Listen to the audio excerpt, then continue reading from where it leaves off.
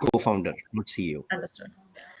Good afternoon, everyone, and welcome to the panel discussion on decoding marketing strategies for streaming business.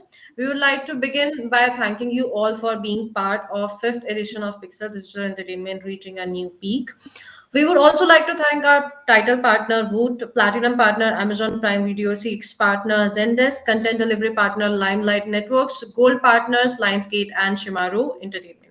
Without any further ado, let me introduce you to our moderator first, Mr. Vivek Bhargava, co-founder from ProfitWheel.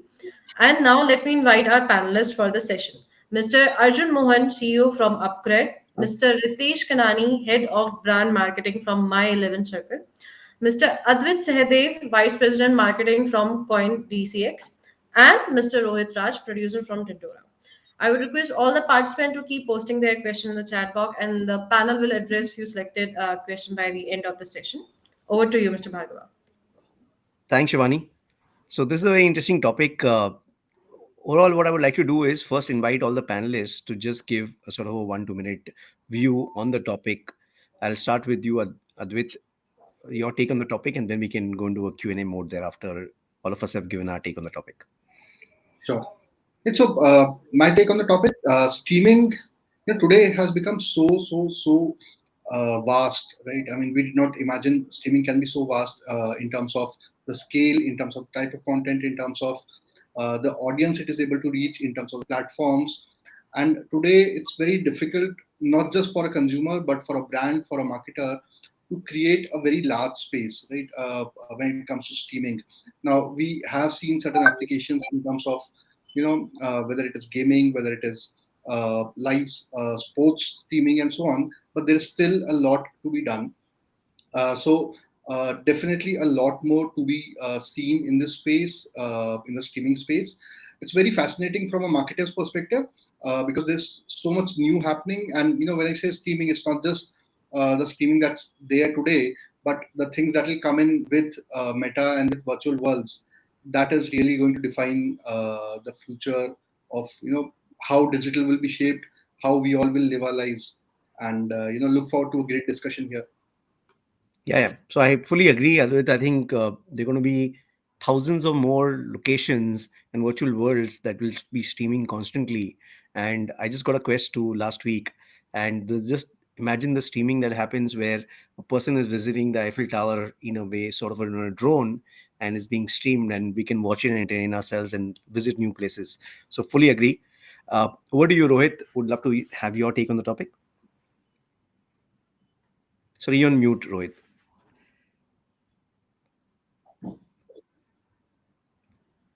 Oops. No, I think there's some audio issue. Okay, so maybe I can start off with Ritesh, and then I'll come back to you, Rohit. Sure. Yeah, Ritesh, your take on it. Thanks, Vivek. Hi, everyone. So while all the digital brands, I work with Games 24/7. It's an online gaming company, and I lead the brand for My 11 Circle, which is into sports fantasy. So what I wanted to touch upon out here is that all the digital streaming businesses are onto acquiring hordes and hordes of customer, and with the entire revolution happening of digitization, that's even scaling up. But then what do we do once we acquire them? Like do we leave them? Do we go on the quest of acquiring more? A lot of times we say that we have data science and we try to look at patterns, but then what we are doing is cohorting, essentially, clubbing people as per functionalities, which is something very important, but again, very different from community building. So I think community building plays a very important role for all the streaming platforms, since we are moving from retail to online. It fills up a lot of trust deficit that has been created by being an online brand. Also, I think it provides excellent user growth opportunities. For example, at Games 24/7, what we do in gaming is also study how do referrals work. So new players, when they talk to their friends, play with their friends, and we call them their kids and then their grandkids. So we observe the patterns in them. And then what we try to do is, instead of while we cohort them, we also try to bring them together. So that is what is important. Community building, I think, will play a big role as we go more and more digital, and as the entire entertainment medium makes the switch to the digital platform. Yeah, no, absolutely, Ritesh. As I was mentioning, I had a chance to attend an Harvard course, And what I found, the differentiation in the content was not the professor teaching you, but the quality of the students and the questions they were asking. So that encouraged me to sign up for OPM next year. But I fully agree with you that I think the community makes all the difference. And especially when you talk about gaming or you talk about education, the community is the multiplier. And basically, if all of marketing is going to become cohort and segment based marketing, and you cannot actually target them individually, then the community is going to play the most important role, and referral marketing is obviously going to be a very integral part of it. So Rohit, over to you. I hope your mic is working. Oh, it doesn't seem to be working yet. Okay, we'll come back to you. Shivani, would you sort out the mic with Rohit? Arjun, over to you. Would love to have your take on the topic. Yeah, I mean, yeah. So first of all, interesting topic. I think we were talking backstage. It's a very broad topic because finally, what fundamentally what is happening today is media as a concept is just not about few people creating content and rest of all consuming it. With the streaming coming into fashion today, what has happened is that a large number of creators have come in, right? A large part of the consumers have become creators today. I mean, the if you talk to a 17-year-old today and ask him who are the influencers in his life, you will not hear the name of a Bollywood celebrity. That is the situation today, and that's the change YouTube and these kind of platforms are driving it out. And it's just not about media and the OTT spaces also today, right? I mean, if somebody would have asked me 10 years ago, do you think a streaming platform like Twitch can exist and billions of dollars worth? I would have said, not ever, ever. I mean, who would want to see others playing, right? We all like to play the games ourselves. So, what is really happening today is I would say that streaming business now is already established, at least for somebody like me in UpGrad, whose core TG is working professional. I am seeing a very clear movement from mass medium TV like interfaces. Sorry, mass medium TV like options to streaming today to a YouTube or an OTT, because people like to consume content which they like. They don't want to consume anything which is thrown to them. So if you remember, many years ago there was a shift from Doordarshan to a lot of private channels where suddenly people got what they wanted. Now it is the next level of switching where it is moving to more about consuming content online. And very interestingly, this is with AR VR coming in and with the Oculus of the world coming in, it is moving more towards a community building exercise because a lot of these content creators don't allow advertisements. I mean, whether we like it or not, advertisements for these people are considered uncool. So how do brands like us make our presence? How do we tell the story? The only way is you tell the story along with the creator. So that's where things are moving today. Community exercises, be a storyteller along with the creator, building out referral mechanisms, work creating content which is more about master and a disciple, and then the disciple becoming master. All these are, I mean, it's no longer the traditional marketing strategy. It has become very, very different from what we would have classified as marketing a few years ago. Okay. I'm sorry, I If I live in an area near to a jet testing place. So sorry about the background noise. No issues. So actually, I have a very interesting story to share. What about when you mentioned large amount of creators? So my daughter is 18 today. A few years ago, when she was 16, we had gone somewhere and she bought some 2,000 rupees, something, right? And it was like in my mind, Fizul Kharchi. So my father had given me this lecture 20 years ago. Paisa पेट पे नहीं उगता है. I had memorized the entire lecture and I gave her the entire lecture. And then what happened was she became a mini influencer. She has 300,000 followers on Instagram today, and now she gets 1,20,000 rupees for a post. She earned 5 lakh rupees last week, and then we were having a discussion, and she mentioned, "Papa, you were saying something about 2,000 rupees." I said, "Maaf kar de meri maa." It's like मेरे को पेड़ नहीं मालूम था, तेरे को मिल गया पेड़ पैसा का पेड़. But the thing is so true, right? That today her influencers, her creator, her consumption, her streaming, what she watches is so different than what ours would be. And ironically, uh, like she's crazy about Jordan shoes, but she didn't know who Michael Jordan was in detail. She just knew that there is a guy called Jordan, but she didn't know anything about him. So I can imagine that in our model, the celebrity was somebody who had done a certain thing, but for her it was just a Nike brand. And it is such an interesting thought that the new generation and the new creators, their knowledge about the past creators or the past people who have mastered the craft is so different. Uh, okay, I'm getting a knock on the door, but is okay? Rohit is not back as yet, right? Okay. Uh, yeah, so I think I'll just start with probably Arjun. Uh, I want to know that how is sort of shift happened pre and post COVID in terms of how brand messaging is done. And I'm just going to just go and open the door, but please, Arjun, please continue. I'll just be back in a minute.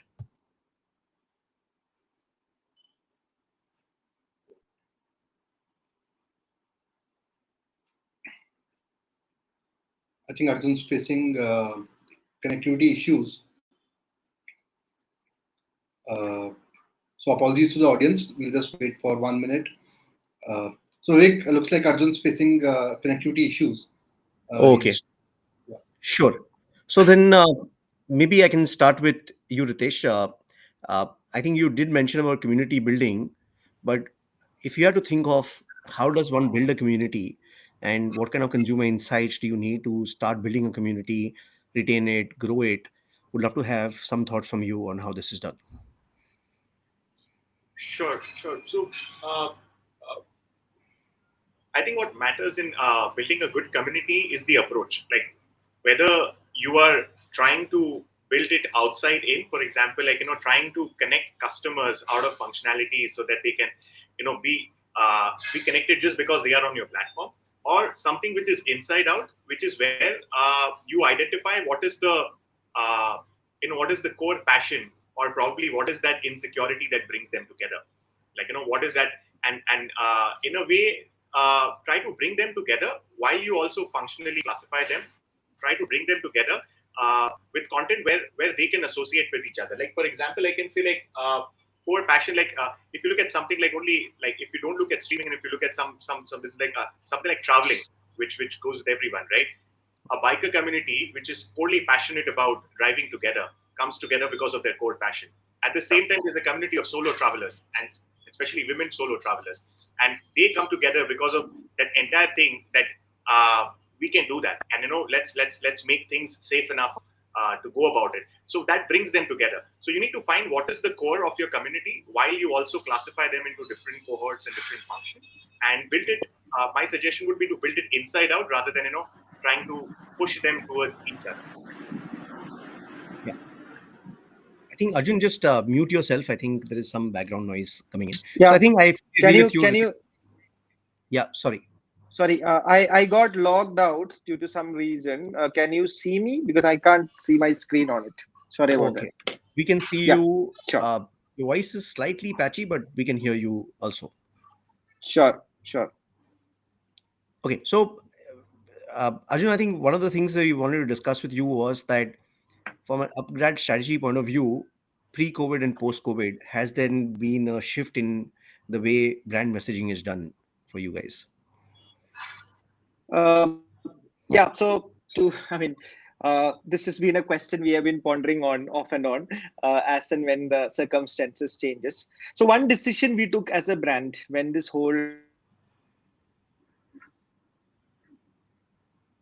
Okay. Okay. We'll wait for Arjun to come back. So This is what can happen in live streaming also. this is what happens in live streaming. True. Okay, so would love to know from you, Advit. I think you're in a very interesting industry. Obviously, it's the I think the hottest industry in terms of private equity, in terms of wealth creation, in terms of everything. But what do you think is the role of content in crypto from an education point of view? Would love to have your thoughts. Sure, sure. I'll talk about content. I'll just talk a bit. I just want to add a little bit on what Ritesh also mentioned in terms of community. Right. So there's this very interesting a theory called group dynamics. Now, most of you in the audience might have watched a movie called A Beautiful Mind. Right. I happened to watch it very recently. It's one of the most famous mathematicians who also won a Nobel Prize, and he created something called Nash's equilibrium. Right.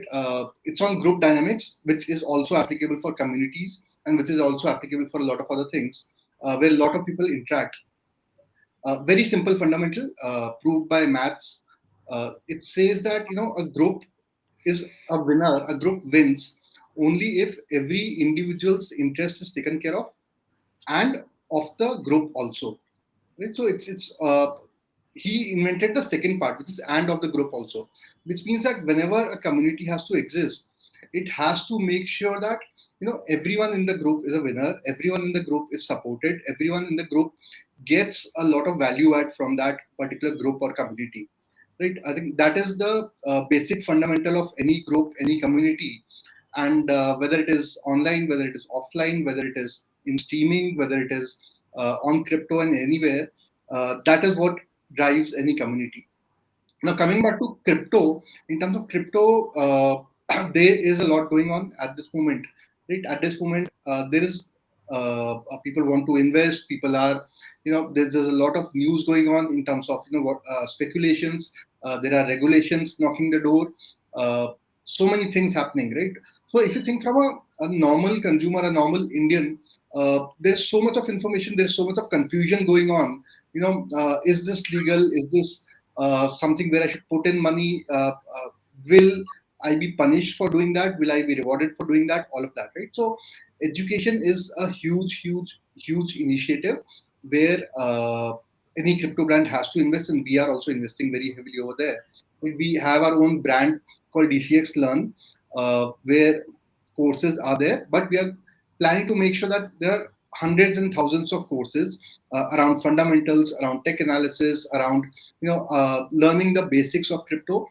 And what we have also observed is that it works great when it's live streamed. Okay, when there are experts from our company or from the community who come, right? Who and people ask questions. People ask genuine questions, and we answer to people live.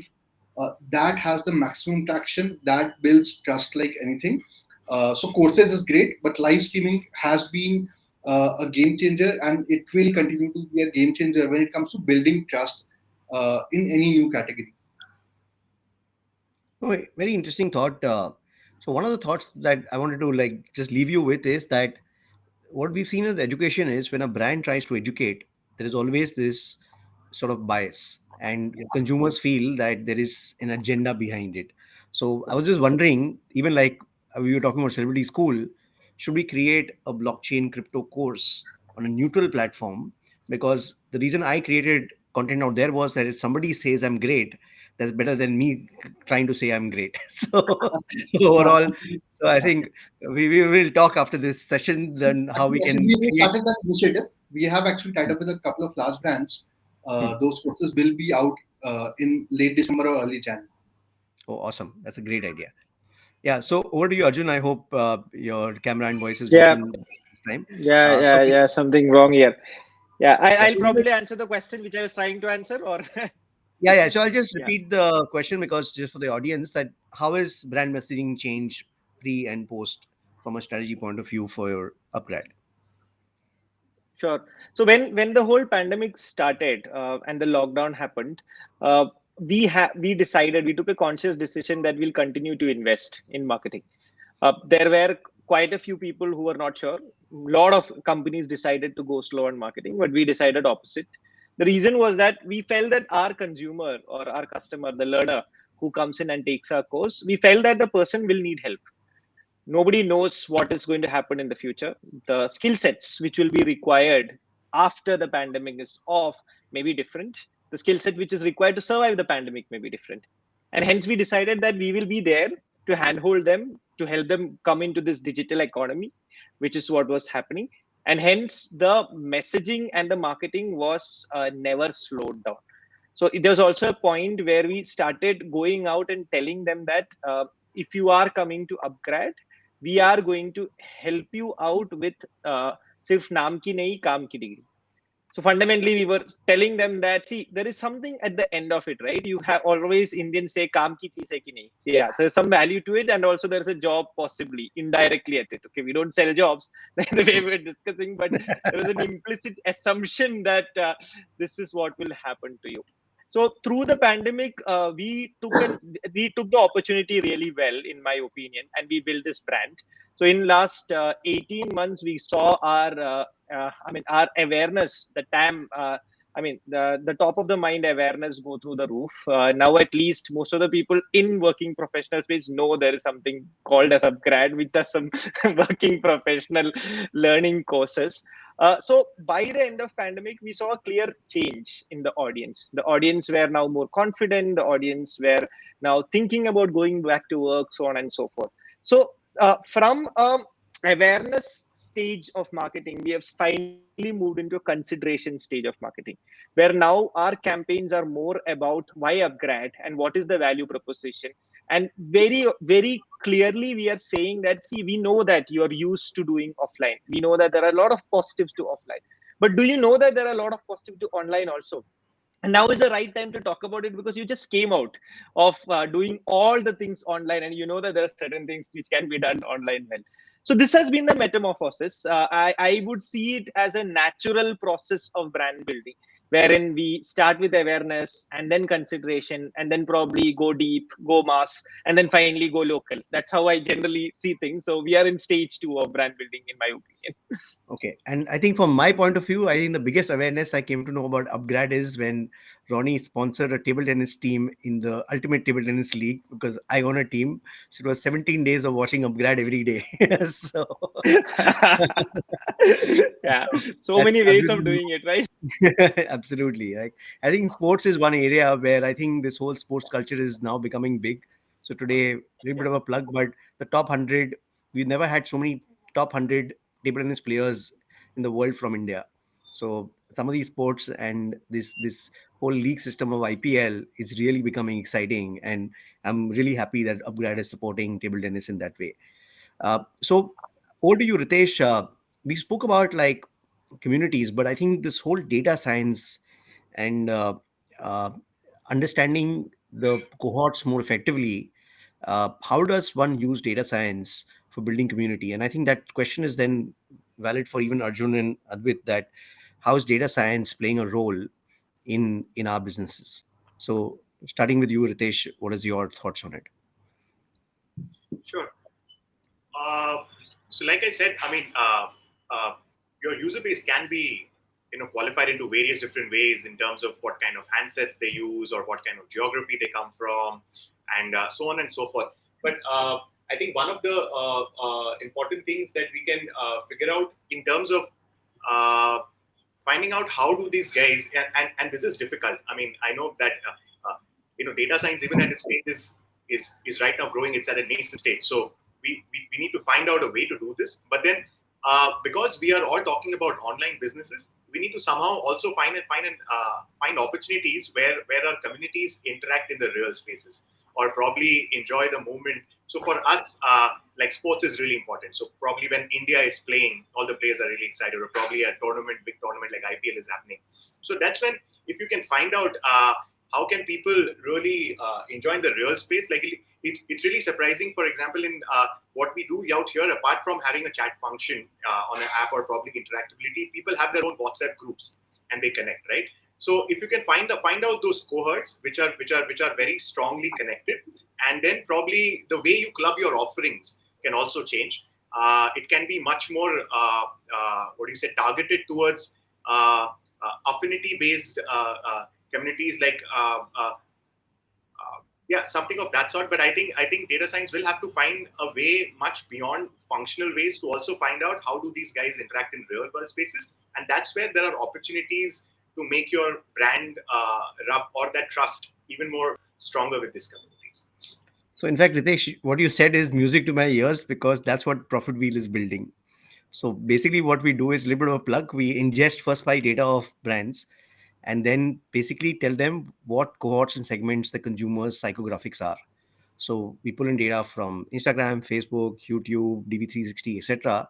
But that helps in content creation, helps in media planning, helps in creative, helps in expanding to different countries. So that's what our consumer intelligence platform does. And right now, our focus market is US, but eventually we'll come to India also, because India is still focused on CAC, CAC, CAC, and some of the other, anything which is intelligence and marketing based, paying monies is challenging. But once we're successful in US, hopefully we'll come to India too. So over to you, Advit. Would love to know your thoughts on data sciences and how does CoinDCX use data sciences effectively. Sure, sure. But definitely, before that, I will vouch for ProfitWheel, definitely, right? I mean, I have taken the demo. The only reason why we are not able to use it is we can't use Facebook and Google as of now, right? Yeah. But data science is key to us, right? One of the things that we are doing. So before I get into what we are doing, right? I, as a marketer, spend 50% of my day looking at data.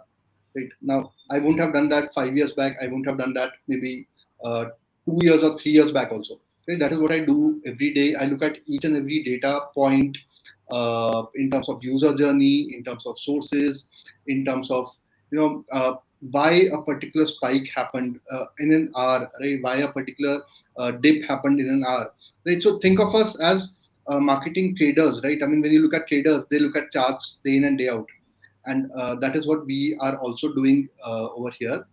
But that is more from a very transactional perspective, a very tactical perspective, right? In a strategic perspective, at the back end, we are building a prediction engine for marketing, right? Where we essentially capture all our data and map it out. And eventually, I don't know when it will be ready, but eventually, maybe in a month or 2 months, we will have that engine saying that, okay, we are going to predict the number of users that or who are going to activate on our platform, right? How many users are going to do transactions on a given day in a given hour. That is what we are aiming at. That is what our idea is, because data can do it. Data has done it in other industries, so why not marketing? Hmm. So I knew that, Arjun. I had along with data sciences, but one additional question for you. How do you expand geographically? So I think overall expanding out of India, and is there a thought that again advertising industry is facing a lot of challenges? Cookie deprecation is happening. We are basically facing this whole challenge of subscription based services, whether it's at tech or OTT, where there is no advertising options available. Is advertising an option to reduce the cost of education and subsidize education? And is that an opportunity the advertising industry should look at? Is there a opportunity for that? And what are your thoughts on it? Yeah, so there are three questions. Maybe I should Yeah. take it one after another. On Yes. the data science bit, yeah. So we, at least at a working professional and students level, we run the largest in terms of the cohort for data science in the country today. So we have almost 3,000 students learning data science from us every quarter. That's the level, and I'm only talking about our core business. I mean, US universities, I'm not even counting in that. So yeah, so that is something which I have been investing in at a company level. Uh, I think both the application I'm using has been spoken about by Ritesh and Advit. Data-driven attribution is a big problem, especially with the number of platforms you are doing advertisement in, be it the Google, the LinkedIn, the Facebook of the world, and the hundreds and thousands of the affiliate partners. Everybody claims every sale. That is how the situation is. And although this country is CAC obsessed, finally it becomes a big cost problem because everyone says that I gave you the sale, so invest more in me, right? So it has been imperative to build a data science level at the marketing attribution level, wherein you finally understand which was the platform which really converted this customer.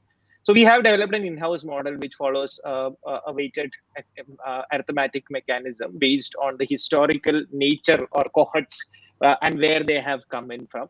So that's been one of the big application, and that has saved a lot of money.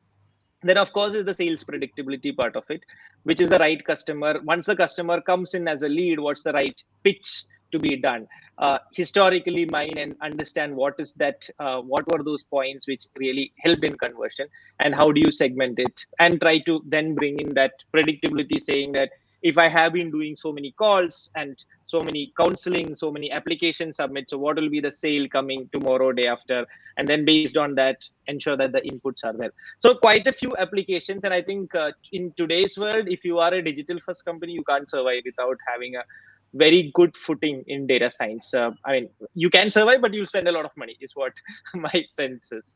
So yeah, so that's the answer for the first question. Now, uh, coming to, so I like the third question more on the advertising and subscription part of it. So probably I will take that out.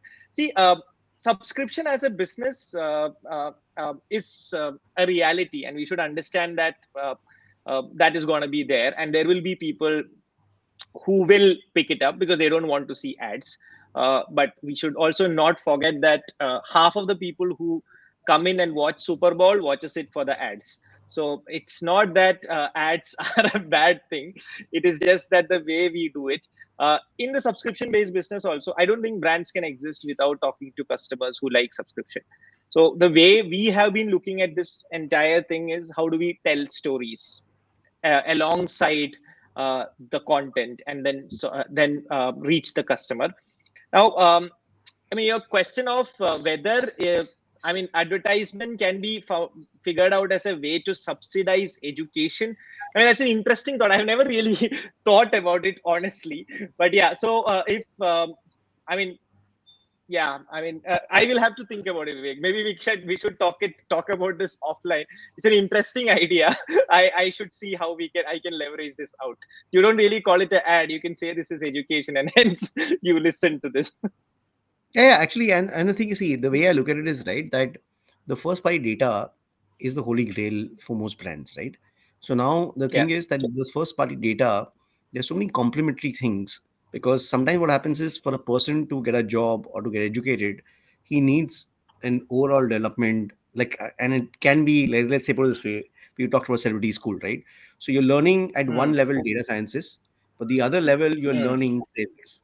Now, sales is a soft skill, Hmm. but every single Hmm. person who's going to grow in his career, selling is going to be an Hmm. important skill. Negotiation will be an important skill. So these soft Absolutely. skills we learn Absolutely. because whether you're selling to get a job somewhere or selling to a customer or selling to your boss to get an appraisal, these are skill sets which are almost essential in every single career option, right? So at one end, you're going to learn Yeah. something which is very, very objective, and then you're going to learn these subjective skill sets, and there is a complementary opportunity of Hmm. subsidizing it, right? So both get subsidized with each Yeah. other, and there is Hmm. probably an opportunity. So again, after this session, Yeah. I will Yeah. talk to Advit Yeah. and talk to Arjun. Now only Ritesh is left to sell him something. Okay, so I think we are going to be ending a session soon. So I wanted to know some thoughts that in your business, how do you think the whole metaverse, Web 3.0, to a certain extent, blockchain, not for Advit, is integral part of it. How is these new technologies going to impact our businesses? And to future-proof our businesses, are there any thoughts or any things that we are doing as our companies in this space of leveraging it? Because these are exponential technologies, right? Right now, it looks like, 1 in a billion have an Oculus Quest 2, but tomorrow when the price points reduces even further, like this is going to become a part of our lives, right? It's like today when we go out of the house, if we forget our mobile phone, chances are we will come back home even if we are half an hour away to fetch our phone. That used to be there a few years ago for a watch. If somebody would forget their watch, would come back to fetch their watch. Today nobody's going to come back to fetch their watch, but tomorrow I think you're going to forget your augmented reality glasses, because then suddenly the world will be different and you will not be able to read the menu and directions to places without your glasses, so you'll have to come back to fetch your glasses, right? So that kind of a world is going to happen, and probably faster than what we imagine. What are we doing with our businesses to prepare for the Web 3.0? Any thoughts anybody has, please share. Uh, We Sure, I'd start like to with, go in. I mean, yeah. because not on My 11 Circle, which is a sports fantasy brand, but at Games 24/7, we also work on Ultimate Games, which is basically kind of a games lab that works on casual games that is targeted to the US market. So we've launched a couple of games there, and we keep on trying new stuff out there. What we've learned so not so in the Indian market right now. So we are not advertising based platforms. We are purely real money gaming skill games where where we earn our revenue from the subscription sort of. But if you look at the US market, where we are working on a lot of meta based games, there is huge potential that we see. Especially there's a certain segment that we've observed in the US market is very excited for a lot of ultimate games that are meta based. So I would say gaming is very new in India, and obviously right now there is a realization that I spend probably 1,000, 2,000 rupees watching a movie or a dinner. I can spend that much to play my favorite game. So that kind of realization is now happening here in India. But then Meta globally is, I think, taken off big. And yeah, we are working with our games lab to something which is targeted to the US market. But yeah, hopefully India should also find its space there, but very new to India, I'd say. So Ritesh, I'll share with you Yeah, one very Vivek, interesting if I story. Sorry. sorry, yeah. No, so I was just going to add to that, if I can. So when in my previous stint, when I was in Byju's, AR VR was a big thing, at least in the narrative sort of things, right? So we had, education was one of the first use cases all these AR VR developers wanted to work on. So we had worked with a couple of people. See, at that time, what had happened was that it was more like, okay, there is this technology. Let me force fit the entire thing. Maybe because the technology was not uh, well there. So what I observed is that even to learn a very simple concept, right? The amount of work that has to be done at an AR and VR level to explain even a very small thing using that kind of a model, it was just impossible, and people were like they were not really able to see any value to it. So it could be the reason, I mean, the lack of developers, or in other words, lack of having a big company like Facebook supporting something like the way they are supporting Oculus or Metaverse today. uh, the AR/VR never had that kind of takers at that time. That could be the reason why the ecosystem did not develop. Even a 3D TV, like how many videos did you have at that point in time, right? But looks like currently the situation is different, because after Facebook went out on it, I've at least got 3 inbound requests where people have asked me, can you do a metaverse course where you can develop the developers for tomorrow? So the way I'm seeing it is, it will start with the education stage, wherein you will work on creating an ecosystem of developers. Once you have these people, that's when the uh, use cases will come in. So it's a wait and watch game for me, in other words. But yeah, very closely seeing where it is going. Yeah, Yeah, I and I think just hope it doesn't become. Sorry. yeah, and I Sorry, think I what's just going to hope it happen, doesn't Arjun, become. is like if you listen to Mark's address, right? They're doing now is they're creating these engines that make the whole sort of creation very much easier. So let's say the Yep. entire hand movement and gestures and translating that. So the next version of Oculus actually takes your facial recognition, and when you're talking and you're smiling, it actually takes Yep. that receptiveness and transfers it online, right? So Yep. what's going to Yeah. happen is that Make it easier. yeah, so I think it's like how Watson Make and it some of easier. the Yeah. other Microsoft Cognitive Services improve the ability to use Yeah. AI and machine learning more effectively, and GPT-3 is making creative, etc. Yeah. Same thing Yeah. will happen in Yeah. Meta, where the basic Yeah. engines will be there No, he has as long done as it also, right? Yeah. yeah, Yeah, and he has done it also earlier, right? He is the person who built React, and that is how the front end development moved from a JavaScript to React. So yeah, maybe he will do it, but yeah, I would say that we'll have to first develop have a developer community for it. That is when it will really go viral. yeah. I think the best way to build that community is the private equity and the VC guys are now investing in this in a big way. So then Yeah, nothing drives progress like money. So more and money being pumped into absolutely. blockchain and crypto and metaverse and web 3.0, the more and more developers will get into it.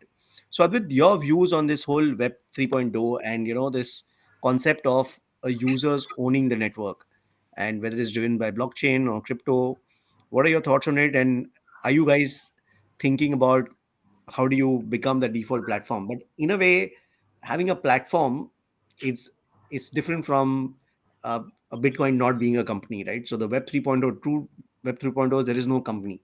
So as a platform, what are the thoughts you have on what's happening in the Web 3.0 world, and how does CoinDCX remain relevant? Right, so essentially, what is happening right now is that we're getting introduced to elements that will be very common, that will be used, right? I mean, you gave the analogy of a mobile, right? But before a mobile, we had a phone, we had a calculator, we had physical games, and we had all the other apps that used to be there, right? So today we are getting introduced to a lot of digital assets.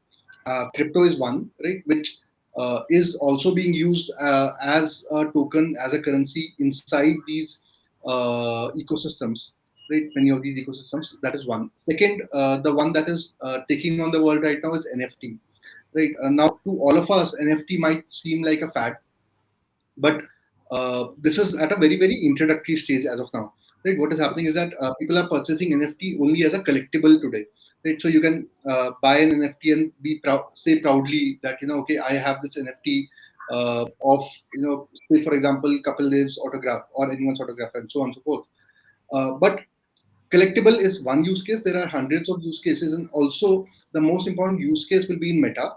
So in Meta, we'll be able to purchase NFTs. So for example, we have this session. We are having this session in a metaverse, right? Over there, you might say that okay, I want to wear something else, right? I want a jacket, right? I want a different background. I want a different surrounding, and all of that.